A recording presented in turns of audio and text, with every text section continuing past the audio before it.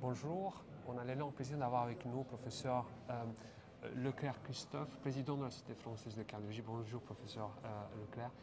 Vous avez présidé une session concernant le cancer et la fibrillation auriculaire. C'est un sujet très intéressant. Pourriez-vous nous dire quelles étaient les conclusions de cette session? En effet, c'est une session très intéressante. On avait la chance d'avoir les deux tiers des guidelines sur la cardio-oncologie qui ont été présentés l'année dernière. Et c'est vrai qu'aujourd'hui, les patients qui ont un cancer actif ou qui sont survivants d'un cancer, même sans traitement, sont exposés à la fibrillation atriale. Cette étude a montré que, en fait, le risque d'accident thromboembolique chez un patient qui a eu un cancer ou qui a un cancer avec une fibrillation atriale est multiplié par 2. Donc ça veut dire que ce sont des patients qui sont à risque élevé d'accident thromboembolique. Et ça, on retrouve ça pour tous les scores de Chadvask, sauf le score 0, où là, vous savez que quand il n'y a pas de... on a un Chadvask à 0, on n'a pas de risque d'avoir un accident vasculaire cérébral, et ça on retrouve ça chez les cancers. Mais chez les patients qui ont un Chadvask très élevé, qu'ils aient un cancer ou pas cancer, le risque est plus important quand ils ont un cancer, mais ça ne change rien. Pour les risques intermédiaires, par contre, où là de temps en temps on peut se poser des questions avec un Chadvask à 1 chez l'homme ou 2 chez la femme, là par contre il y a beaucoup plus de cancer, de fibrillation atriale. Donc là, voilà, ça montre qu'il faut quand même traiter ces patients. Alors les traiter, c'est l'anticoagulant bien sûr, et ce qu'on peut retenir des différents exposés, c'est que là aussi c'est les anticoagulants non antivitamine K qu'il faut donner en termes à la fois d'efficacité et de sécurité, même si dans les grandes études il y avait peu de patients qui avaient été inclus et qui avaient un cancer.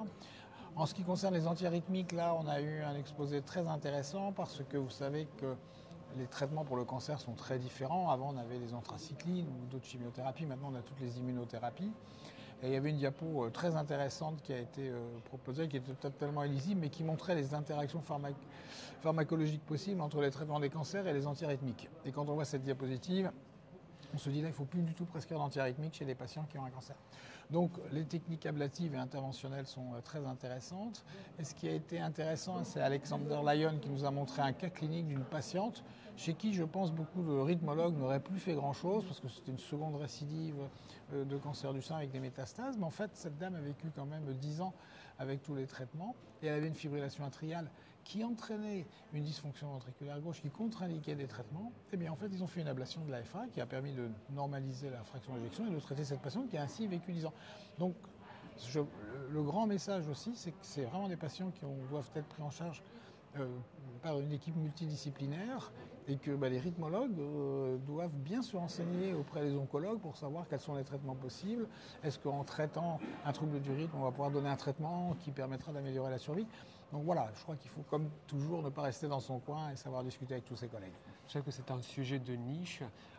À votre avis, alors, un patient qui a une survie de plus d'1 an, on va dire 2 ans, vous seriez plus agressif pour traiter l'ACFA?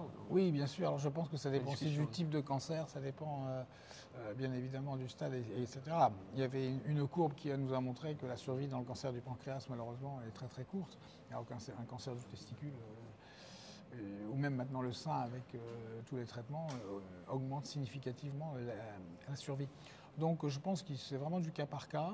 Et aussi, il faut voir le caractère fonctionnel et la gêne occasionnée chez les patients. Si vous avez une fibrillation atriale très rapide qui entraîne une dyspnée d'effort stade 3 ou 4 et qu'on n'arrive pas à ralentir avec les bêta-bloquants ou la digoxine, mais la digoxine aussi qui peut donner des interactions médicamenteuses, il ne faut pas éliminer systématiquement le recours à une procédure ablative. On vous remercie, professeur Leclerc. Avec plaisir.